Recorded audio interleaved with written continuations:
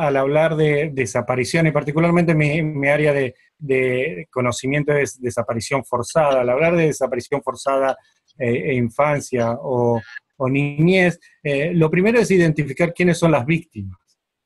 Y quiénes son las víctimas cuando hablamos de niñez y desaparición. Yo creo que primero es la característica de la persona que desaparece. Y ahí podemos tener toda persona menor de 18 años víctima de una desaparición forzada. Este es el universo que en general todos pensamos cuando hablamos de víctimas de desapariciones forzadas y niñez. Toda persona menor de 18 años que ha desaparecido. Pero esto no completa todo el cuadro de quiénes son víctimas de una desaparición forzada y que son niños, o niñas o adolescentes. Porque toda persona que sufre a consecuencia de una desaparición forzada también es una víctima de desaparición forzada. De modo que si niños y niñas sufren porque su padre o su madre o ambos han desaparecido, ellos también son víctimas de desaparición forzada. Entonces, cuando hablamos de infancia y desaparición forzada, no es solamente la búsqueda de aquellos que han desaparecido, sino también los derechos de los hijos de personas desaparecidas. Y cómo se implementan políticas públicas que tengan en cuenta los derechos de los niños y niñas que son víctimas de desapariciones forzadas porque han desaparecido su padre o su madre o ambos. Entonces, esto es un aspecto muy, muy importante. En otros países que no necesariamente es una realidad de México, también hay un caso, una situación, como por ejemplo típico en mi país, en Argentina, que fue la apropiación de bebés, es decir, de madres que estaban embarazadas y dieron a luz en cautiverio, se les sustrajeron los niños y fueron dados en adopción ilegal a terceras personas. Esto también son víctimas de desaparición forzada de acuerdo a todos los instrumentos internacionales. De modo que este es el primer aspecto, que el universo de víctimas de desaparición forzada, al hablar de niñez, no son solamente quienes han desaparecido, sino también todos los niños que sufren. Segundo, ¿cuáles son los principios sobre los cuales tendría que basarse una respuesta estatal basada en los estándares internacionales de desapariciones forzadas y de derechos de los niños, niñas y adolescentes? Esto tiene que haber un entrecruzamiento entre la Convención Internacional de los Derechos de los Niños y la Convención Internacional de Desapariciones Forzadas, la Convención Interamericana, la Declaración de Naciones Unidas de 1992, y particularmente tener en cuenta el comentario general sobre desaparición forzada y niños que el grupo de trabajo sobre desapariciones forzadas adoptó hace un par de años, donde da todas las pautas y principios sobre los que tendrían que basarse. El principio fundamental, como todo tema donde está involucrada la infancia, es el interés superior del niño. Este tiene que ser la pauta que guíe todas las respuestas del Estado. ¿Qué significa el interés superior del niño? Lo primero, si tenemos una desaparición y una desaparición forzada, es la búsqueda. La búsqueda. Y la búsqueda tiene que ser hecha de manera inmediata, de manera eficiente, de manera razonable, de manera profesional, de manera imparcial, de manera independiente, poniendo en el centro de todas las actividades del Estado a la víctima. Y la víctima con esta concepción amplia, que es la persona que desaparece y todos los familiares que sufren. Y tiene que ser desarrollada de acuerdo a la situación particular de la persona desaparecida. En este caso, un niño o una niña. Y tiene que tener en cuenta la gravedad particular que tiene la desaparición de un niño, niña o adolescente por el nivel de desarrollo mental, físico, emocional que tiene esta persona. No es lo mismo el sufrimiento ni las consecuencias que va a producir una desaparición en un adulto que en un niño o una niña. De modo que todas las políticas de búsqueda tienen que ser concebidas de esta manera. Y la urgencia con la que se tiene que desarrollar la búsqueda tiene que responder a estas necesidades. ¿Por qué? Porque el tiempo del paso produce secuelas muchísimo más irreversibles en un niño o una niña que están en pleno desarrollo físico, mental, emocional, que lo que puede producir en una persona adulta. De modo que esta búsqueda tiene que ser, y el riesgo en el que se encuentra una persona un niño desaparecido, es muchísimo mayor y tiene que responder a esto. Por eso nosotros insistimos muchísimo que la búsqueda tiene que ser separada de la investigación penal. Nosotros decimos que la búsqueda de personas desaparecidas, y particularmente de la niñez desaparecida, tiene que ser hecha desde un punto de vista humanitario. Es decir, hay que resolver el problema humanitario, que es establecer dónde está o cuál es la suerte de la persona desaparecida, que tiene que ir de la mano de la investigación judicial penal, pero no tienen que ir juntas. La investigación de un ministerio público tiene por interés establecer las responsabilidades penales de aquellos que han cometido un delito. En cambio, la búsqueda es establecer dónde está la persona, es tratar de rescatarla con vida. Y si los indicios demuestran que la persona puede haber muerto, es ubicar el cuerpo para restituírselo con dignidad a los familiares. De modo que los principios de la justicia penal y los principios de la búsqueda de la persona son diferentes, tienen que complementarse, pero no tienen que ir de manera paralela. Las prioridades del Ministerio Público son diferentes que las prioridades de la búsqueda. Para dar un ejemplo, si un Ministerio Público encuentra a los culpables de una desaparición forzada, los juzga y logra la condena, para el Ministerio Público ya no hay incentivo en continuar en ese caso. Pero para la familia que sigue buscando, para saber dónde está o qué pasó con su hijo o su hija, la búsqueda es esencial y la satisfacción del aspecto de justicia no satisface el aspecto de verdad. Por eso es muy, muy, muy importante.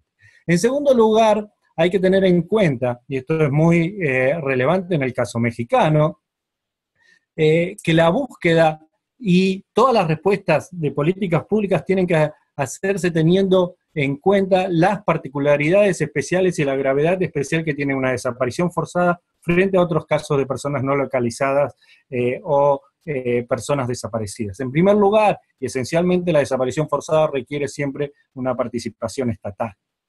Y al requerir participación estatal, los tipos de búsqueda y cómo se desarrolla la búsqueda no pueden ser lo mismo. Si la policía está implicada en una desaparición forzada, no puede solicitársele a la policía que sea quien busque.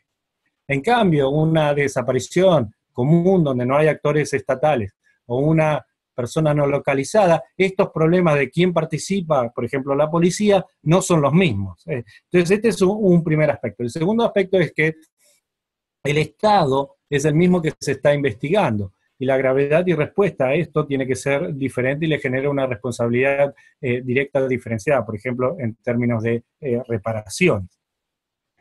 Y desde este aspecto, nosotros creemos que hay un problema muy grave en México, que es el problema de los datos, y la falta, más que nada, falta de existencia de datos confiables sobre el fenómeno de la desaparición en general y particularmente de la desaparición forzada.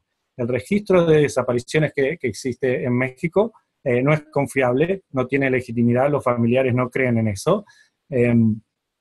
Creemos que no refleja la dimensión del problema, dificulta la adopción de políticas públicas, dificulta las estrategias regionales o particularizadas para responder a estos problemas porque no se pueden dimensionar adecuadamente, y diluye la gravedad de la desaparición forzada frente a otros fenómenos de desapariciones.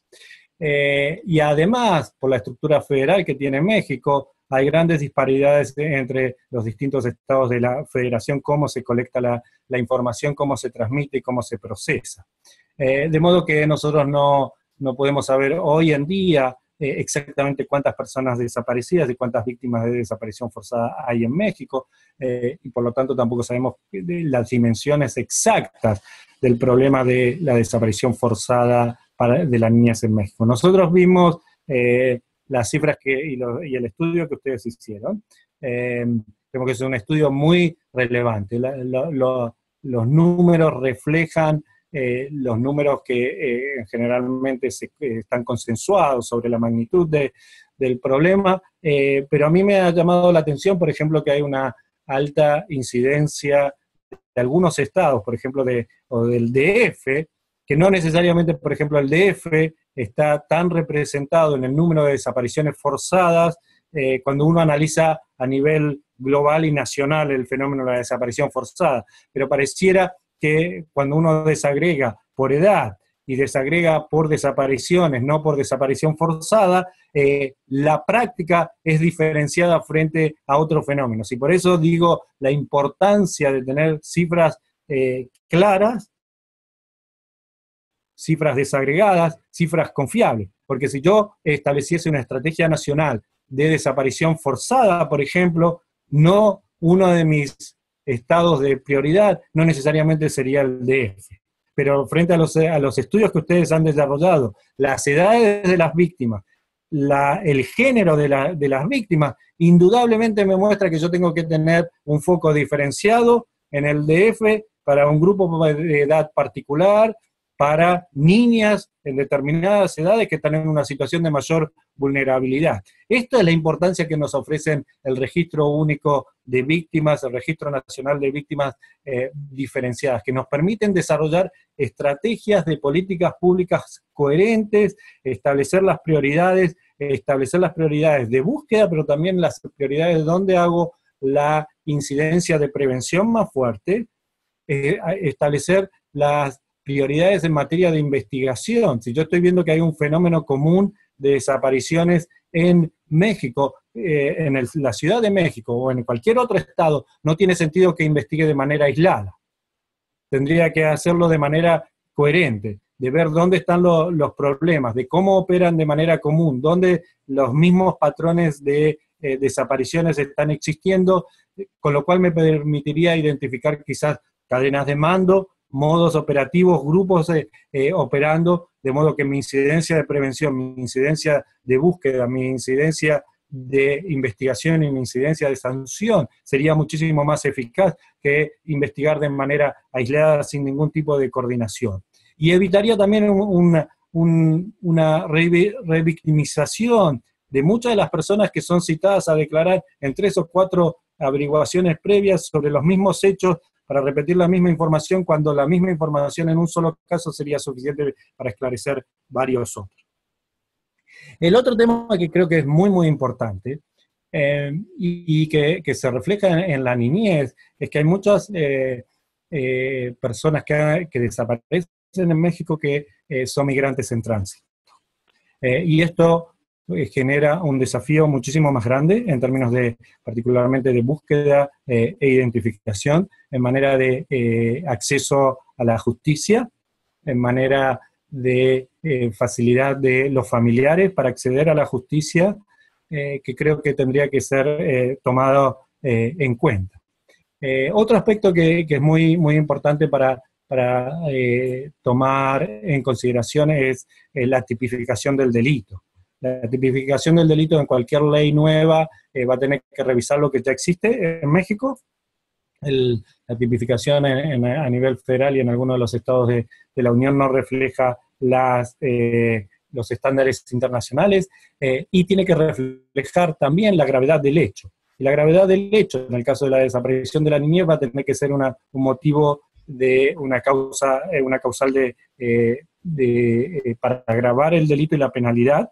Esto va a ser muy, muy importante que esté contemplado en la legislación, es decir, no solamente tiene que haber un tipo básico, sino también como causal de agravante. También como una causal de mitigante, un factor mitigante, tiene que ser quien provea información que permita determinar el paradero del niño o la niña desaparecido. Todo esto tiene que ir acompañado también por políticas públicas de atención psicosocial para las familiares y para la persona desaparecida, el niño o la niña desaparecido, una vez que se ha logrado establecer su paradero. Porque no tenemos que olvidar que aun cuando uno logre determinar dónde está la persona y recuperar la libertad de la persona, del niño o la niña, ellos siguen siendo víctimas de desapariciones forzadas y van a tener todo el derecho a recibir las reparaciones, la verdad, la justicia. Esto es, creo que es muy, muy importante. Y para concluir, y después si quieres tú puedes hacerme más preguntas, yo creo que hay que tener en cuenta la importancia de establecer un Banco Nacional de Datos Genéticos. Esto es muy importante, lo hemos visto, por ejemplo, a consecuencia de los estudiantes desaparecidos en Iguala. Cuando las primeras búsquedas se comienzan a hacer y se encuentran algunas fosas clandestinas, se exhuman cuerpos y luego no se sabía de quiénes eran esos cuerpos. Se logra establecer que no pertenecían a los estudiantes, pero no se sabe de quiénes son. De modo que ahora tenemos como cientos de familias, porque son cientos los cuerpos los restos humanos que se encontraron en Guerrero, cientos de familias que siguen buscando a sus seres queridos, y hay cientos de restos humanos que no han sido reunificados con los familiares. De modo que, y esto precisamente porque no hay una base nacional de datos genéticos que permita contrastar cuando se hacen exhumación. Y para concluir, yo creo que es esencial que la ley se apruebe a la mayor brevedad posible. México no puede seguir sin contar con un marco legislativo adecuado. Pero también, como tú mencionaste al principio, la ley no va a ser la solución.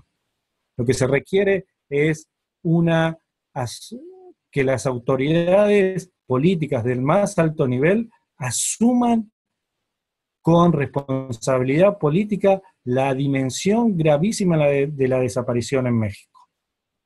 Y que asuman que la ratificación de tratados no es un acto simbólico, sino que representa un compromiso frente a la sociedad mexicana de que cada una de las disposiciones de estos tratados internacionales van a ser implementados de manera eficaz.